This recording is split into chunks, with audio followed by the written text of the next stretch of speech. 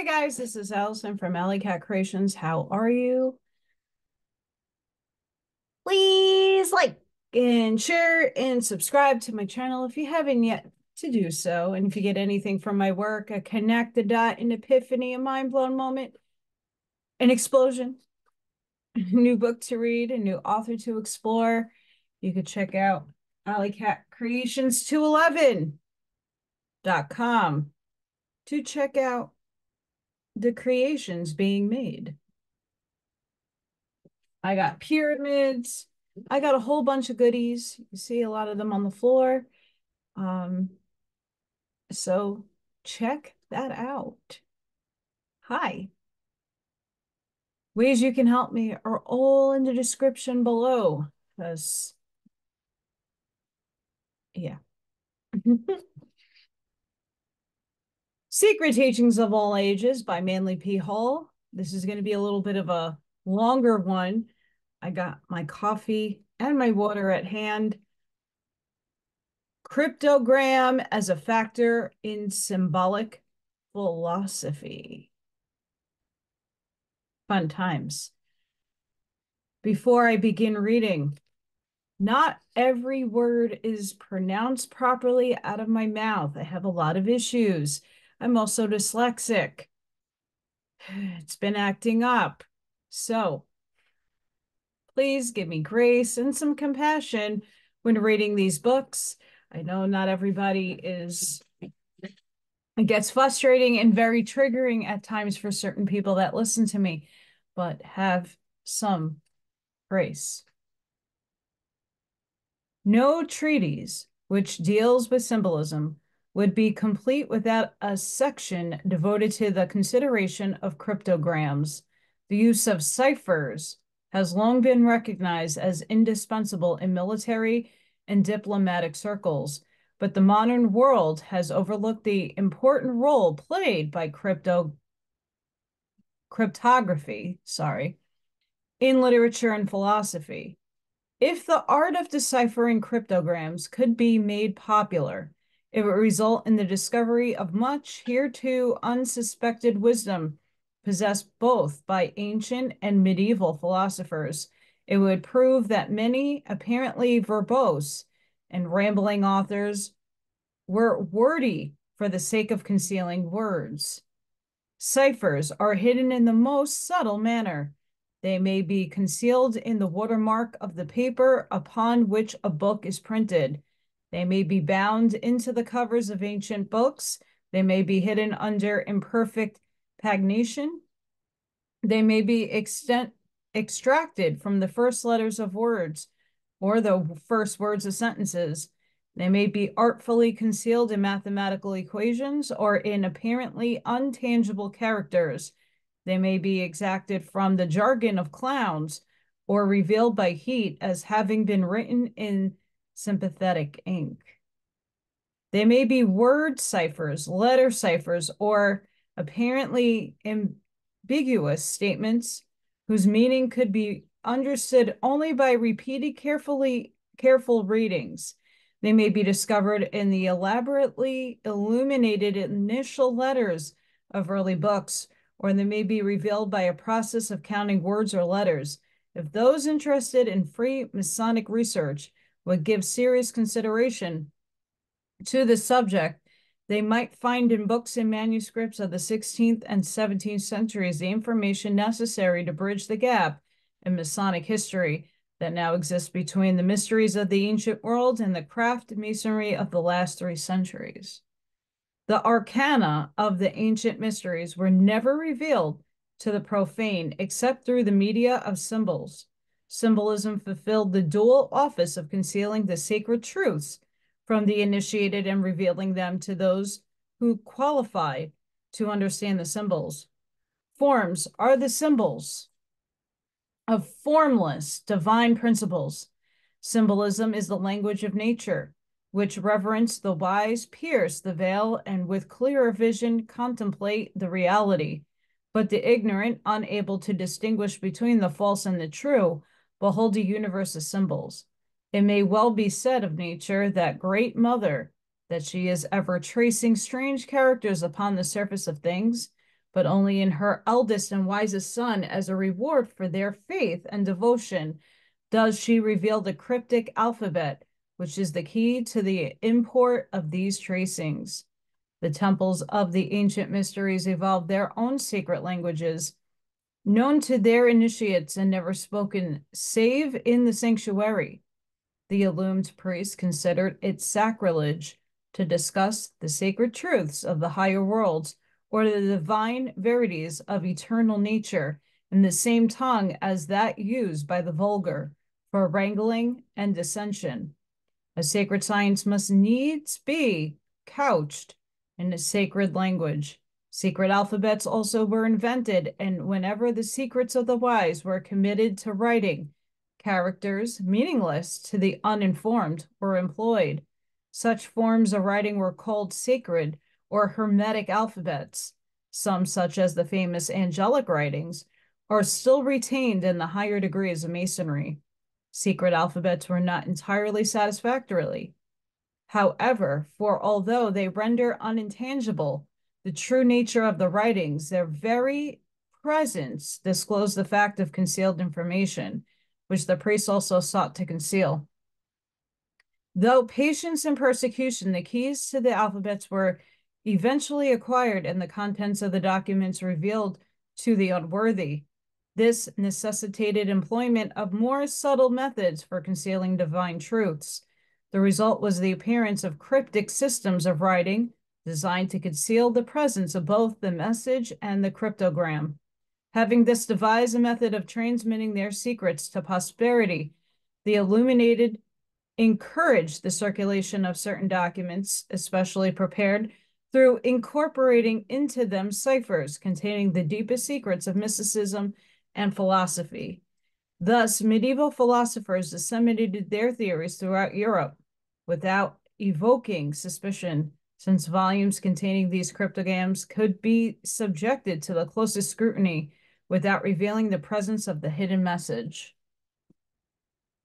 During the Middle Ages, scores of writers, members of secret political or religious organizations, published books containing ciphers. Secret writing became a fad. Every European court had its own diplomatic cipher, and the intelligentista viewed with one another in devising curious and complicated cryptograms. The literature of the 15th, 16th, and 17th centuries is permeated with ciphers, few of which have ever been decoded. Many of the magnificent scientific and philosophic intellects of the period dare not publish their findings because of the religious intolerance of their day. In order to preserve the fruitage of their intellectual labors for mankind, these pioneers of progress concealed their discoveries in ciphers, trusting that future generations more kindly than their own would discover and appreciate their learning.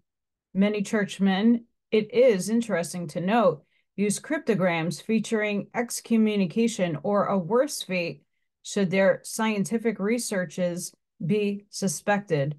Only recently, an intricate cipher of Roger Bacon's has been unveiled, revealing the fact that this early scientist was well versed in the cellular theory.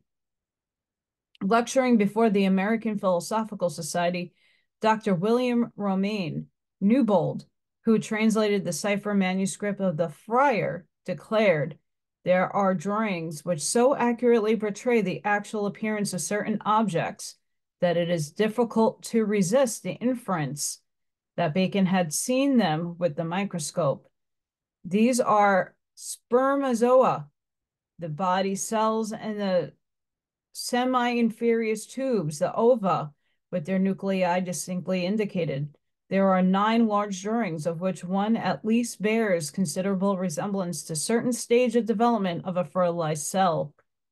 Had Roger Bacon failed to conceal this discovery until a complicated cipher, he would have been persecuted as a heretic and would probably have met the fate of other early liberal thinkers. In spite of the rapid progress made by science in the last 250 years, and still remains ignorant concerning many of the original discoveries made by medieval investigators. The only record of these important findings is that contained in the cryptograms of the volumes which they published. While many authors have written on the subject of cryptography, the books most valued to students of philosophy and religion are Polygraphia and Stagnographia by Thrithmius, Abbot of Spanham, Mercury and the Secret of Swift Messenger by John Wilkins, Bishop of Chester, Oedipus Egypticus, and other works by Athanasius Kirchner, Society of Jesus, and Cryptomania. Okay, that's a language I can't decipher. By Gustavus Salinius. To illustrate the basic differences in their construction and use, the various forms of ciphers are here grouped under 7 general headings. 1. The literal cipher. The most famous of all literal cryptograms is the famous bilateral cipher described by Sir Francis Bacon in his De Augmentis Scientiarum. I totally butchered that, by the way. Lord Bacon originated the system while still a young man residing in Paris. The bilateral cipher requires the use of 2 styles of type, one in ordinary face and the other specially cut. The differences between the 2 fonts are in many cases so minute that it requires powerful magnifying glass to detect them. Originally, the cipher messages were concealed only in the italicized words, sentences, or paragraphs, because the italic letters, being more ornate than the Roman letters, offer greater opportunity for the concealing the slight but necessary variations. Sometimes the letters vary a trifle in size, at other times in thickness or in the ornamental flourishings. Later, Lord Bacon is believed to have had 2 Roman alphabets especially prepared, in which the differences were so trivial that it's almost impossible for experts to distinguish them. A careful inspection of the first 4 Shakespeare folios discloses the use throughout the volumes of several styles of type, differing in minute but indistinguishable details. It is possible that all the Shakespeare folios contain ciphers running through the text. These ciphers may have been added to the original plays, which are much longer in the folios than in the original quartos, full scenes having been added in some instances.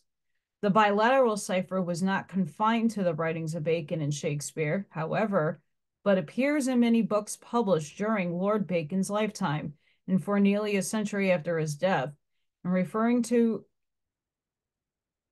the bilateral cipher, Lord Bacon terms it omnia per omnia. The cipher may run through an entire book and be placed therein at the time of printing without the knowledge of the original author, for it does not necessitate the changing of either words or punctuation. It is possible that the cipher was inserted for political purposes into many documents and volumes published during the 17th century. It is well known that ciphers were used for the same reason as early as the Council of Nicaea. The Bacon bilateral cipher is difficult to use today owing to the present exact standardization of type and the fact that so few books are now hand-set. Accompanying this chapter as facsimiles of Lord Bacon's bilateral alphabet is as it appeared in the 1640 English translation of De Augmentis Sanctarum. There are 4 alphabets, 2 for the capital and 2 for the small letters. Consider carefully the differences between these 4 and note that each alphabet has the power of either the letter A or the letter B, and that when reading a word, its letters are divisible into 1 or 2 groups, those which correspond to the letter A and those which correspond to the letter B. In order to employ the bilateral cipher, a document must contain 5 times as many letters as there are in the cipher message. To be concealed, for it requires 5 letters to conceal 1.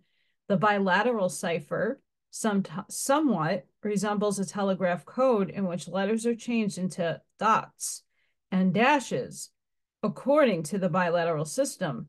However, the dots and dashes are represented respectively by A's and B's. The word bilateral is derived from the fact that all letters of the alphabet may be reduced to either an A or a B. An example of bilateral writing is shown in one of the accompanying diagrams in order to demonstrate the working of the cipher. The message concealed within the words wisdom and understanding are more to be desired than riches will now be deciphered. The first step is to discover the letters of each alphabet and replace them by their equivalent A or B in accordance with the key given by Lord Bacon in his bilateral alphabet. In the word wisdom, the W is from the B alphabet, therefore it is replaced by a B. The I is from the A alphabet, therefore an A is put in its place. The S is also from the A alphabet, but the D belongs to the B alphabet. The O and the M both belong to the A alphabet, hence each is replaced by an A.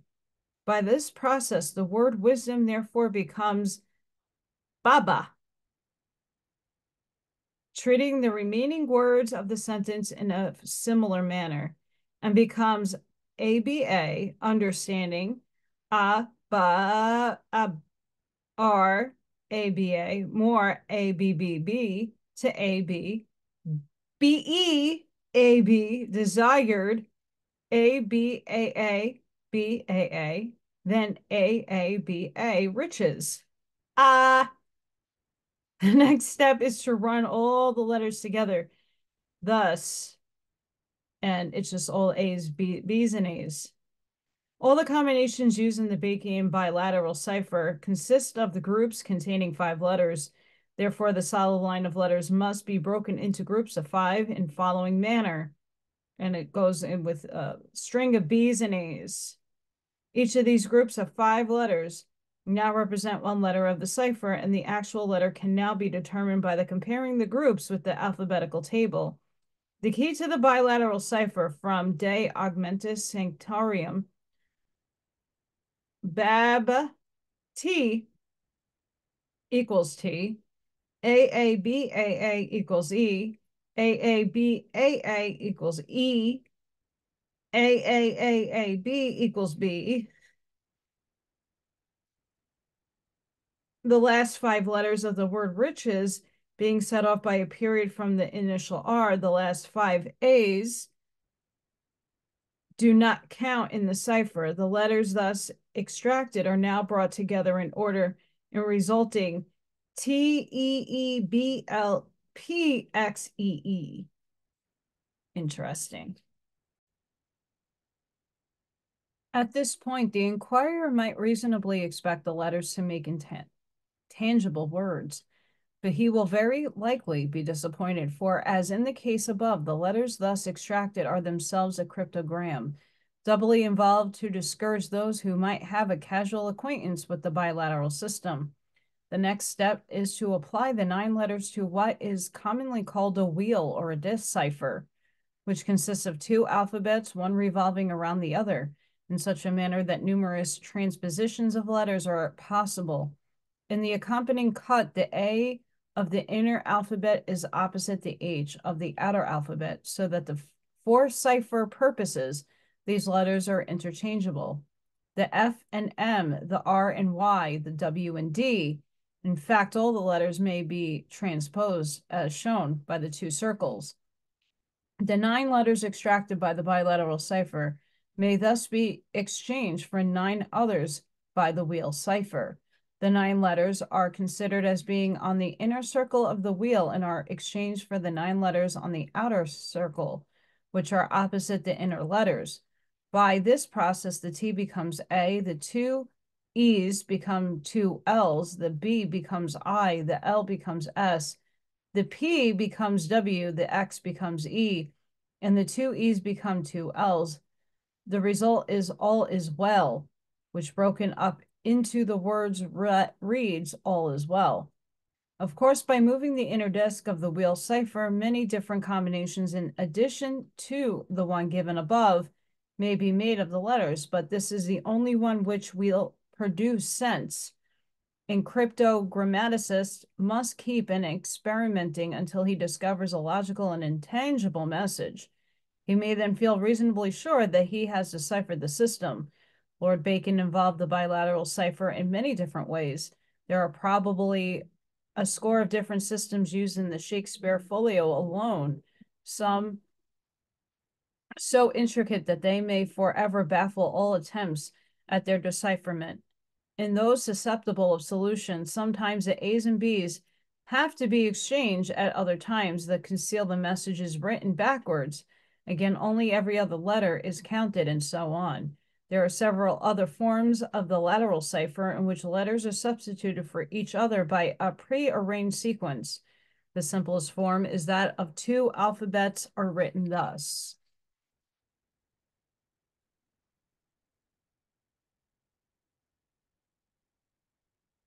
I'll just give you guys a little hint.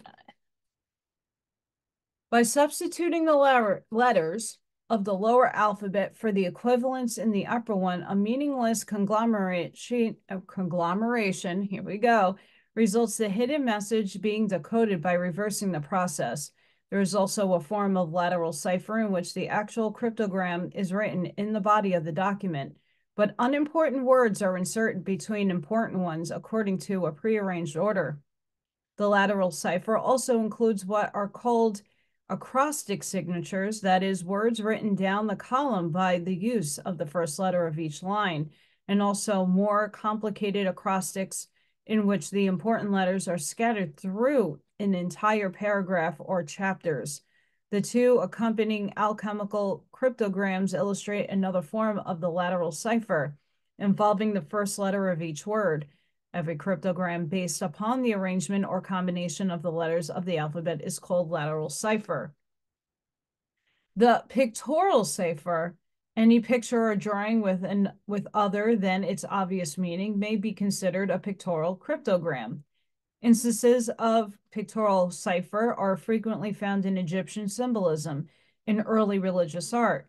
The diagrams of alchemists and hermetic philosophers are invariably pictographical ciphers.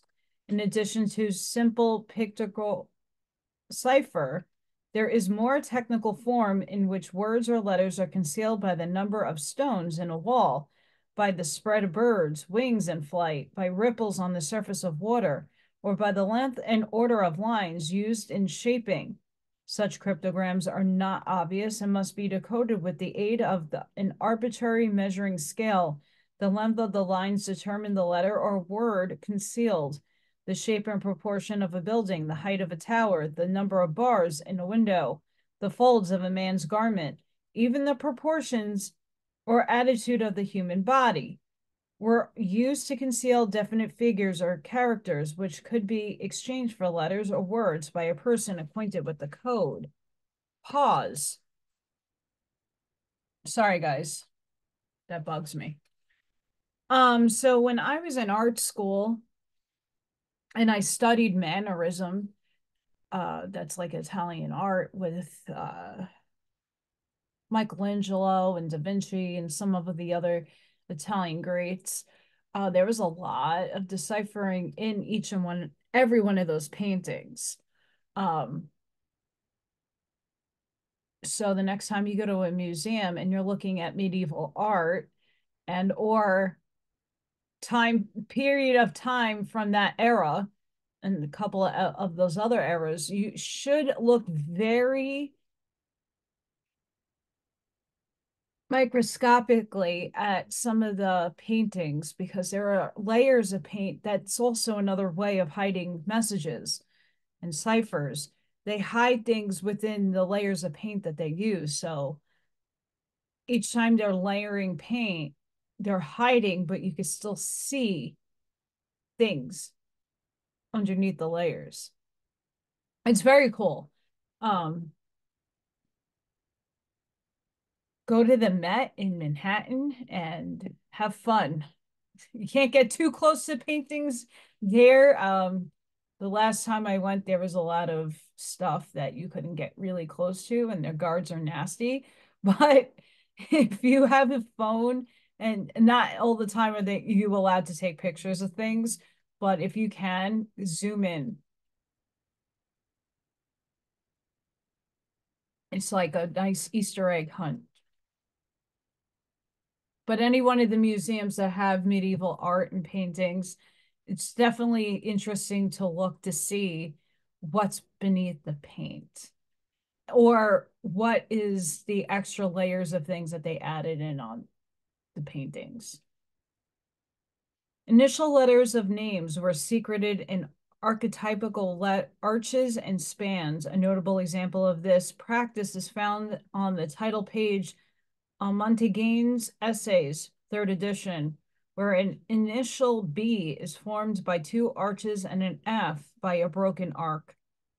Pictorial pictograms are sometimes accompanied by the key necessary for their decipherment. A figure may point toward the starting point of the cipher or carry in its hand some implement disclosing the system of measurement used. There are also frequent instances in which the cryptographers purposely distort or improperly close some figure in his drawing by placing the hat on backwards, the sword on the wrong side, or the shield on the wrong arm, or by employing some similar artifact. The much discussed fifth finger on the Pope's hand in Raphael's Sistine Madonna and the 16th toe on Joseph's foot in the same artist's Marriage of the Virgin are cunningly concealed cryptograms.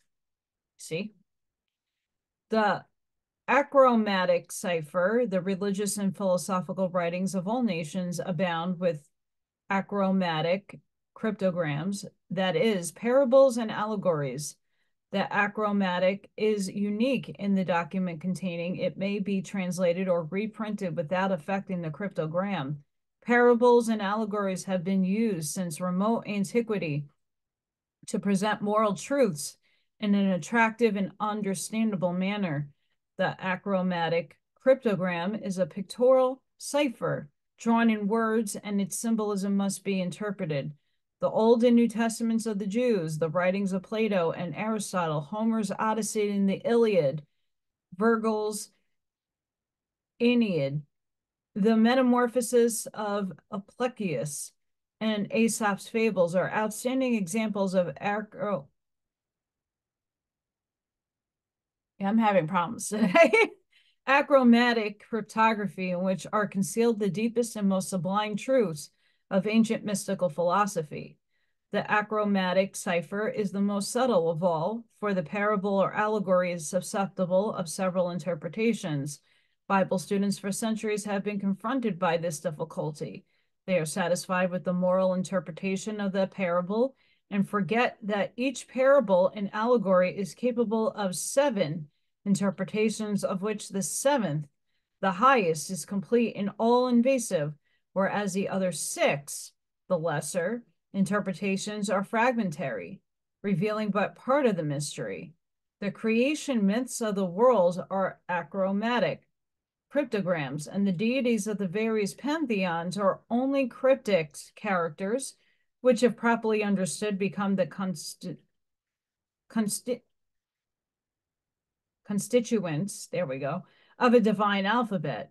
The initiated few comprehend the true nature of this alphabet, but the uninitiated may worship the letters as gods. The numerical cipher, many cryptograms have been produced in which numbers in various sequences are substituted for letters, words, or even complete thoughts. The reading of numerical ciphers usually depends upon the possession of specially arranged tables of correspondences. The numerical cryptograms of the Old Testament are so complicated that only a few scholars versed in rabbinical lore have ever sought to unravel their mysteries. In his Oedipus Egypticus, Athanasius Kreischer describes several Arabian Kabbalistic theorems, and a great part of the Pythagorean mystery was concealed in a mystery method in vogue among Greek mystics in substituting letters for numbers. The most simple numerical cipher is that which the letter of the alphabet are exchanged for numbers in ordinary sequence. Thus, A becomes 1, B 2, C 3, and so on, counting both I and J as 9, both U and V as 20. The word yes by this system would be written 23, 5, 18. The cipher can be made more difficult by reversing the alphabet so that Z becomes 1, Y 2, X 3, and so on. By inserting a non-significant or uncounted number after each of the significant numbers, the cipher is more efficiently concealed. Thus, 23, 16, 5, 9, 18. The word yes is found by eliminating the second and fourth numbers. By adding 23, 5, and 18 together, the sum 46 results. Therefore, 46 is a numerical equivalent of the word yes. According to the simple numerical cipher, the sum 138 is equal to the words note carefully. Therefore, in a book using the method, line 138, page 138, or paragraph 138 may contain the concealed message. In addition to this simple numerical cipher, there are scores of others, so complicated that no one without the key can hope to solve them. Authors sometimes base their cryptograms upon the numerical value of their own names. For example, Sir Francis Bacon repeatedly used the cryptic number 33, the numerical equivalent of his name. Numerical ciphers often involve the pagination of a book. Imperfect pagination, though generally a tribute to carelessness, often conceals important secrets. Mispaginations follow in the 1623 folio of Shakespeare, and the consistent reassurance of similar errors in various volumes printed about the same time period have occasioned considerable thought among scholars and cryptogrammaticists. In Bacon cryptograms, all page numbers ending in 89 seem to have a special significance. The 89th page of the comedies in the 1623 folio of Shakespeare shows an error of a type in the pagination, the 9 being from a considerably smaller font than the 8. The 189th page is entirely missing, there being 2 pages numbered 187, and page 188 shows the second 8 scarcely more than half the size of the first one. Page 289 is correctly numbered and has no unusual features, but page 89 of the histories is missing. Several volumes published by Bacon show similar errors, page 89 being often involved. Sorry, guys, I had to go outside and it's raining. There are also numerical ciphers from which the cryptic message may be extracted by counting every 10th word, every 20th word, or every 15th word. In some cases, the count is irregular. The first important word may be found by counting 100, the second by counting 90, the third by counting 80, and so on until the count of 10 is reached. The count then returns to 100 and the process repeated. The musical cipher John Wilkins, afterwards Bishop of Chester, in 1641 circulated an anonymous essay entitled Mercury, or the Secret and Swift Messenger. In this little volume, which was largely derived from the more voluminous treatise of Trithemius and Selenius, the author set forth a method whereby musicians can converse with each other by substituting musical notes for the letters of the alphabet. 2 persons understanding the code could converse with each other by merely playing certain notes upon a piano or other instrument. Musical cryptograms can be involved to an inconceivable point. By certain systems, it is possible to take an already existing musical theme and conceal it in a cryptogram without actually changing the composition in any way. Dependence upon the notes may conceal the cipher, or the actual sounds of the notes may be exchanged for syllables of similar sound. This later method is effective, but its scope is somewhat limited. Several musical compositions by Sir Francis Bacon are still in existence. An examination of them might reveal musical cryptograms, for it's quite certain that Lord Bacon was acquainted with the manner of their construction. The arbitrary cipher, the system of exchanging letters of the alphabet for hieroglyphic figures, is too easily decoded to be popular. Albert Pike describes an arbitrary cipher based upon the various parts of the Knights Templar's cross, each angle representing a letter. The many various alphabets that have been devised are rendered worthless, however, by the table of reoccurrence. According to Edgar Allan Poe, a great cryptogrammaticist, the most common letter of the English language is E. The other letters is their order of frequency are as follows: A, O, I, D, H, N, R, S, T, U, Y, C, F, G, L, M, W, B, K, P, Q, X, Z. Other authorities declare the table of frequency to be E, T, A, O, N, I, R, S, H, D, L, C, W, U, M, F, Y, G, B, P, V, K, X, Q, J, Z. By merely counting the number of times each character appears in the message, the laws of reoccurrence discloses the English letter for which the arbitrary character stands. Further help is also rendered by the fact that if the cryptogram be split up into words, there are only 3 single letters, which may form words I, A, I, O. Thus, any single character set off from the rest of the text must be one of these 3 letters. For details of this system, see The Gold Bug by Edgar Allan Poe. To render more difficult the decoding of arbitrary ciphers, however, the characters are seldom broken up into words, and further, the table of reoccurrence is partly nullified by assigning 2 or more different characters to each letter, thereby making it impossible to estimate accurately the frequency of reoccurrence. Therefore, the greater number of arbitrary characters used to represent any single letter of the alphabet, the more difficult it is to decipher an arbitrary cryptogram. The secret alphabets of the ancients are comparatively easy to decode, the only requisites being a table of frequency, a knowledge of the language in which the cryptogram was originally written, a moderate amount of patience, and a little integrity. Itchy.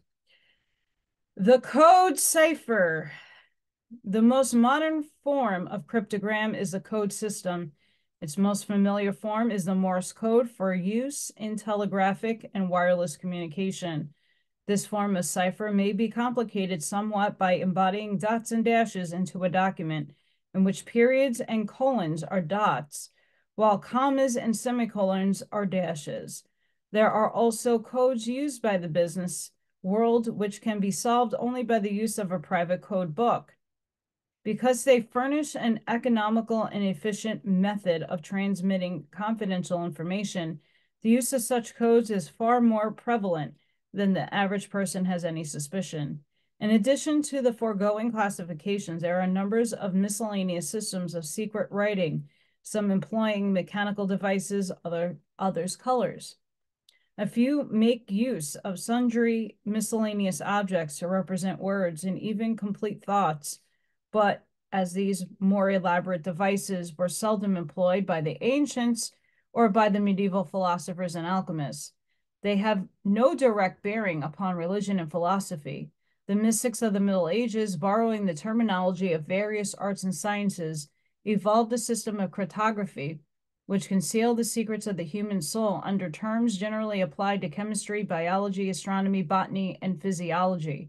Ciphers of this nature can only be decoded by individuals versed in the deep philosophic principles upon which these medieval mystics based their theories of life. Much information relating to the invisible nature of man is concealed under what seem to be chemical experiments or scientific speculations. Every student of symbolism and philosophy, therefore, should be reasonably well acquainted with the underlying principles of cryptography. In addition to serving him well in his researches, this art furnishes a fascinating method of developing the acuteness of the mental faculties.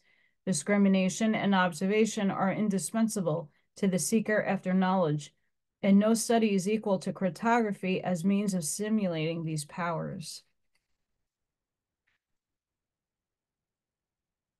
And that ends that section of cryptogram as a factor in symbolic philosophy. Next time, Freemasonic symbolism. Fun times. Sorry, guys, I have a lot going on and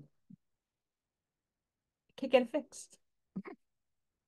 So I hope you all enjoyed that juicy, fun, cryptic fun from Manly P. Hall. Sending each and every one of you love, light, compassion, grace, shielding and protection energy. Please be safe and be seen. I know the energies are going to get crazier from here on out, so buckle up and watch your six. I hope each and every one of you is having a fantastic day. Blessings to all of you, and thank all of the new subscribers to my channel. I really appreciate it, and thank you. A lot of gratitude and appreciation to you. Hopefully my schedule is not changing too much, but a lot of things are transpiring in my private life that is taking me away from my schedule. So I'm rescheduling the schedule. So bear with me. I want to thank each and every one of you, and I'll see you on the next one, guys. Bye for now.